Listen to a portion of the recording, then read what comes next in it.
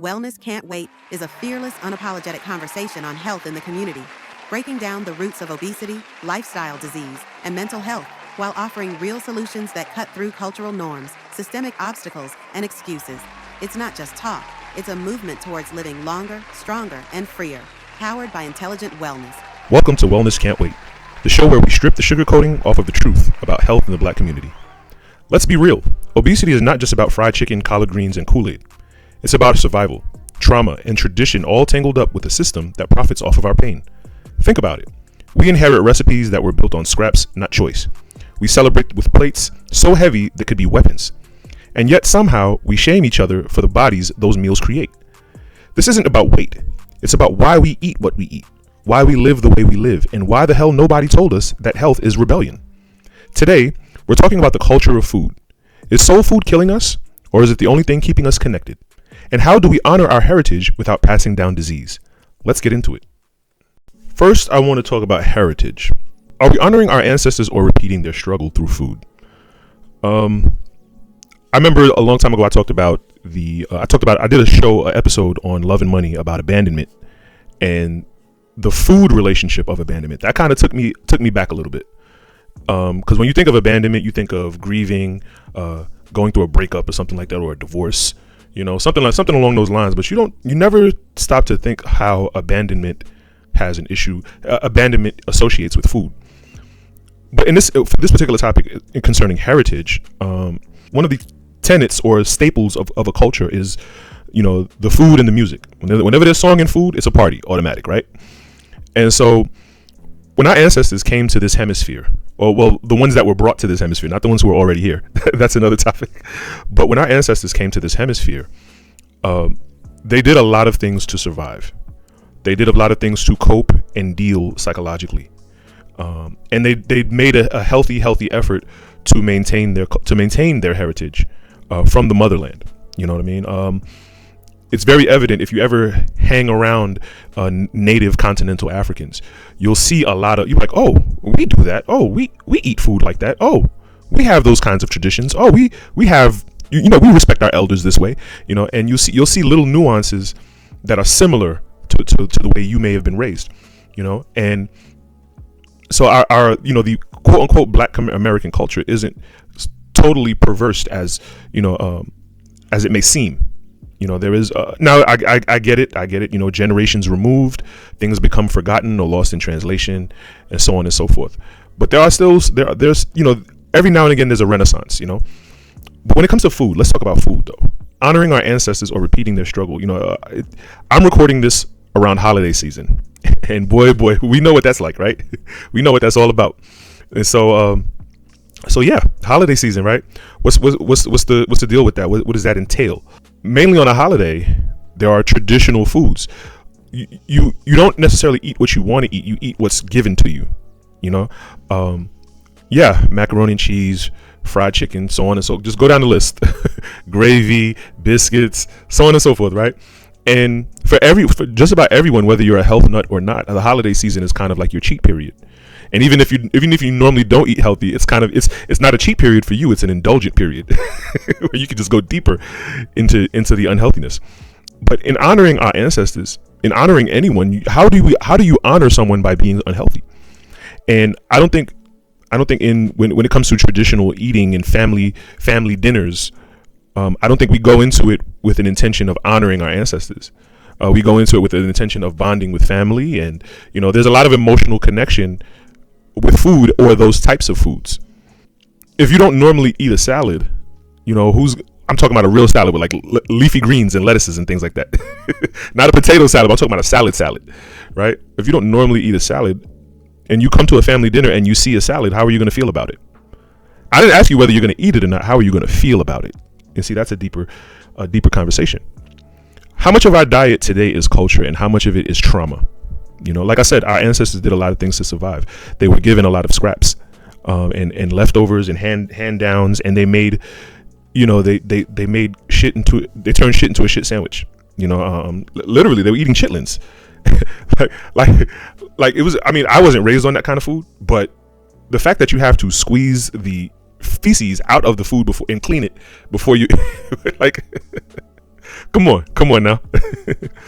And so when people have family dinners and they have traditional dinners with family, and they eat traditional meals or certain dishes or certain carb heavy, fat heavy dishes,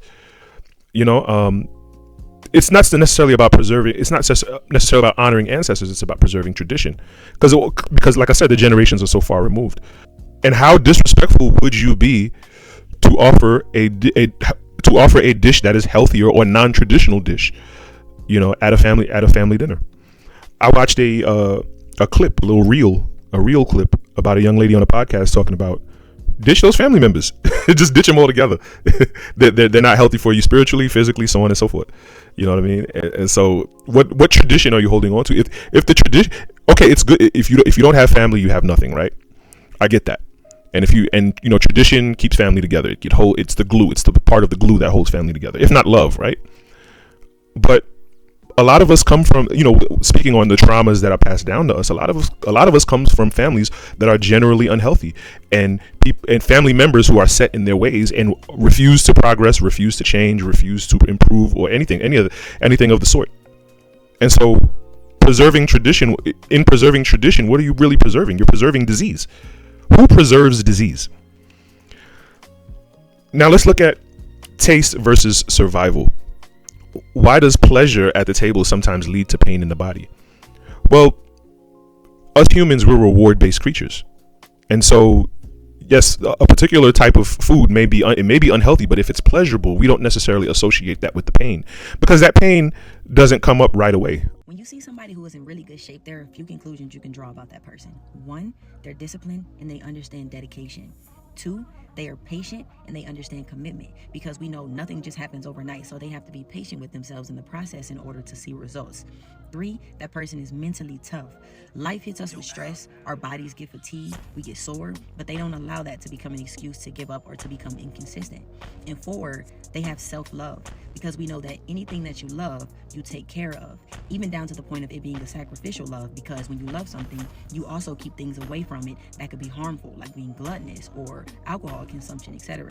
So when you see somebody who is in really good shape, you're not merely just observing something physical, but it's indicative that there are a lot of other good character traits underlying.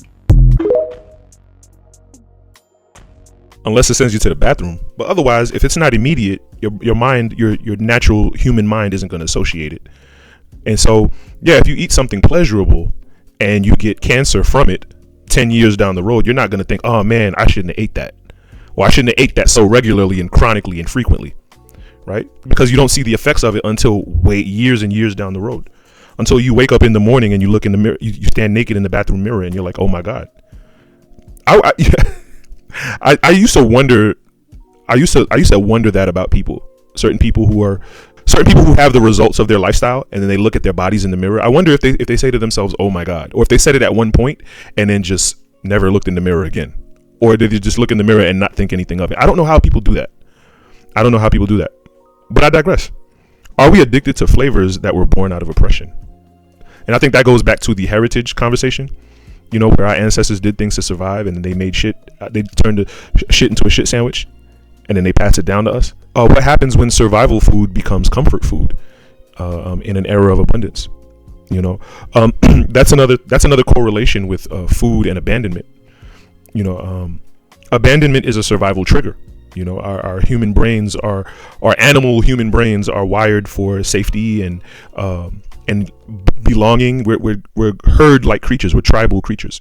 And we want to feel a bond and a connection, and that brings up certain hormones within us. Oxytocin. I hope I said it right. Oxytocin, serotonin, dopamine, so on and so forth.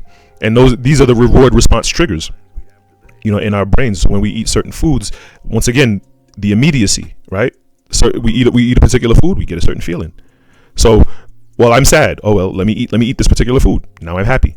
I'm happy. Let me eat this particular food. Now I'm happy. That constant triggering creates the mental association, and then you go from a habit to an addiction. And it's weird. And that's a whole nother conversation when it comes to addiction and food, because how could you be addicted to something that you need to survive? Normally you think of addiction, you think of drugs, right? You think of recreational drugs, right? And people, ruining their lives over that. But, so it's hard to question the relationship between food and addiction. But that's a real thing. I think food addiction, maybe from a casual perspective, isn't as severe, it isn't as uncommon as maybe clinical, as it may seem clinically. You know, when you describe food addiction, you think of it as, you know, just someone who's like hundreds and hundreds of pounds, you know what I'm saying, who just can't eat, breathe, or sleep without, you know, a snack in their mouth, right? But I think it's deeper than that. I think a food addiction is, you know, the person standing in line for the Popeyes chicken sandwiches, you know what I'm saying, getting into a shootout. You know what I mean? I laugh, but you know, there was news. I remember when the big phenomena of the Popeyes chicken sandwich came about, and the lines upon lines upon lines of people waiting for that food, and you know, all the aggravation it would cause, you know, because whether they were hungry or not, you know, this is your reaction to, you know, to standing in line for this particular food when you didn't have to. See, that was the thing. Those people never had to stand in that line. They had the option. But yet there was some sort of, I think the Popeyes chicken sandwich phenomenon, I think that needs to be studied for real. But reframing cultural pride. Can we celebrate Black culture through health instead of indulgence? What does a block party, a cookout, what does a cookout look like? What does a healthy cookout look like? What does a healthy, nutrient-dense, protein-filled cookout look like? What do our family members look like at a healthy cookout? You know, let's say every year you have a cookout, and the cookouts is just nothing but healthy food. And see, when I say healthy, most the people who, when I say healthy food, people who don't eat healthy, they think vegan. That's their go-to in their mind. I know that's what you heard in your head, but that's not what I said. Okay, I didn't mean for that to rhyme. But how do we celebrate Black culture in a healthy way? Is there a healthier way to eat mac and cheese, and it not be vegan? Is there a healthier way to can we replace ham with, you know, with maybe a pork? I mean, ham with pork. Can we replace ham with a steak or a chicken or even some sort of fish? You know, do we have to deep fry everything? You know, and deep frying. You talk about cancer and, you know, diabetes and all. Well, diabetes, that comes from sugar, but you know, all sorts of cancers and high blood pressures. You know, where does that come from?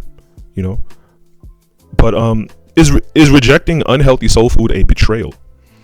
And I think this is a generational issue. You know, because yes, we know how we don't want to disappoint Big Mama, but then again, generations removed, Big Mama is becoming a thing of the past. I think in this day and age, as I'm recording this, the phenomena of Friendsgiving is more of a thing now. It's more widespread now because people have less and less children. More young adults, or you know, young adults are having less and less children. Quote unquote, Big Mama is getting younger now. Big Mama's in her 30s and 40s, and she's no longer in her 50s and 60s. You know, and so the you know, doing away with soul food is, I think, as the generations progress, is very plausible.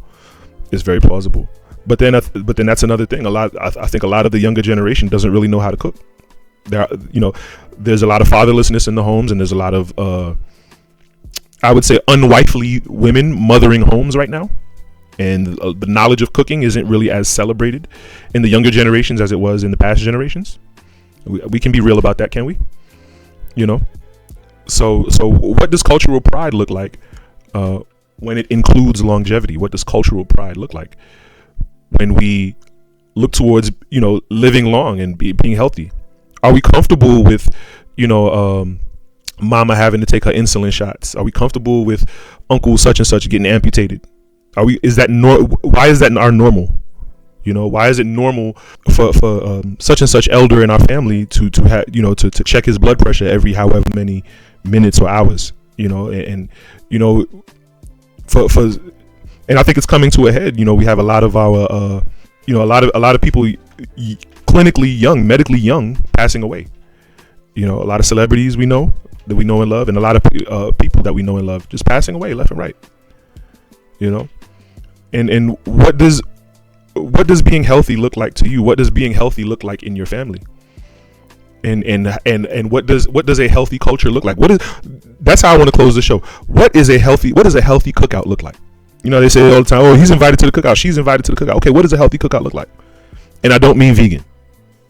That's it for today's conversation on Wellness Can't Wait.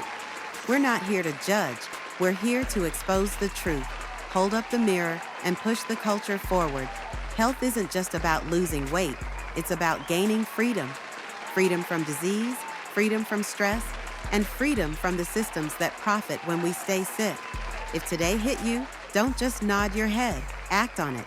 Share this episode with somebody you love, and more importantly, start making one small change for yourself. And if you're serious about accountability, the Intelligent Wellness app is here to guide you step by step. Remember, health is rebellion, discipline is power, and love for self is the ultimate flex. Until next time, stay strong, stay smart, and keep asking the hard questions.